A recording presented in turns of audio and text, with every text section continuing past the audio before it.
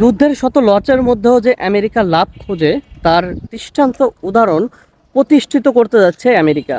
America খুবই ধুরন্ধর, খুবই চালাক একটা জাতি। তারা যে কাজটা করতেছে সেই কাজটা তাদের অর্থনীতিকে অনেক বেশি চাঙ্গা করে তুলবে। তারা কিন্তু তেলের বাজারে, নতুন বাজারে তাদের রিজার্ভ থেকে 17 কোটি তেল ইনস্ট্যান্ট বিক্রি করার জন্য মজুদ থেকে তারা পারমিশন নিয়ে নিচ্ছে। অর্থাৎ যে তেল রয়েছে সেখান থেকে তারা 17 কোটি ব্যারেল হচ্ছে তেল তারা বাজারে সেল করবে বা বাজারে ছাড়ার সিদ্ধান্ত নিচ্ছে। এখন আগে তেলের দাম কত ছিল? আগে এক এক ব্যারেলের তেলের দাম ছিল হচ্ছে $65 করে। আর এই যুদ্ধ লাগার পরে এই তেলের দাম কত হয়েছে জানেন? $200 ছাড়াই গেছে। তো আমরা যদি $200 হিসাব করি, আগের তেল অনুযায়ী ছিল তার এই 17 কোটি যে ব্যারেল যে তেল ছিল সেটার মূল্য ছিল হচ্ছে $13 বিলিয়ন। এখন সেটার দাম বাড়াইছে কত? দাম বেড়ে হয়েছে $34 বিলিয়ন।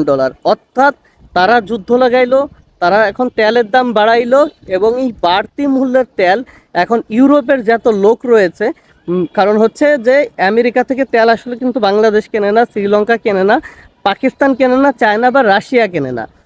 আমেরিকার তেল আসলে কারা কেনে? আমেরিকার তেল কেনে হচ্ছে তাদের যে ন্যাটো অন্তর্ভুক্ত ইউরোপিয়ান ইউনিয়নের দেশগুলো। এখন ইউরোপিয়ান ইউনিয়নের দেশগুলো কোনগুলো রয়েছে?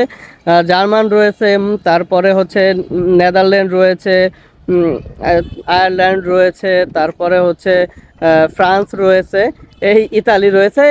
এরা কিন্তু, তারপরে অস্ট্রেলিয়াও কিন্তু আমেরিকার কাছ থেকে তেল নেয়। অর্থাৎ যারা আসলে আমেরিকার বন্ধু ভাবত, আমেরিকা কি করছে?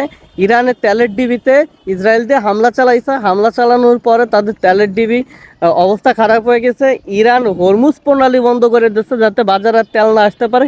সেই সুযোগে কিন্তু তেলের দাম অনেক বেড়ে গেছে, এবং তারা এত বছর ধরে যে রিজার্ভ করছে তেলগুলো, সেই তেল এখন আস্তে আস্তে বাজারে ছাড়ার চেষ্টা করতেছে। অর্থাৎ $65 ব্যারেল প্রতি যে তেল ছিল বাজার মূল্য, সেটা 200 ডলার প্রতি যখন ছাড়াইছে, তখনই তারা বাজারে এই তেলটা ছাড়তেছে। এখন আমেরিকা থেকে তারা তেল নিতেছে, তারা তো অবশ্যই ক্ষতিগ্রস্ত হইতেছে। প্লাস আমরা যারা বাহির থেকে তেল নিতেছি আমরাও ক্ষতিগ্রস্ত হইতেছি। তো ইউরোপিয়ান ইউনিয়ন বা ইউরোপের রাষ্ট্রগুলো এখন কিন্তু পুরোপুরি ক্ষতিগ্রস্ত হচ্ছে, কারণ তারা অনেক বেশি তেলের দাম দিয়ে তারা অনেক বেশি ডলার খরচ করে তেল কিনতে হচ্ছে। আমাদের কিন্তু হচ্ছে, আমরা সবাই ক্ষতিগ্রস্ত হচ্ছি, কিন্তু লাভবান হচ্ছে কে? লাভবান হচ্ছে আমেরিকা। এখন ইউরোপবাসী, তোমরা যে ধরো, আমরা তো মনে করো আমেরিকার আসলে চাই না, আমেরিকার সবসময় ক্ষতি চাই। মুসলিম রাষ্ট্র হিসাবে বাংলাদেশ, আমাদের ক্ষতি হচ্ছে, স্বাভাবিক হতেই পারে।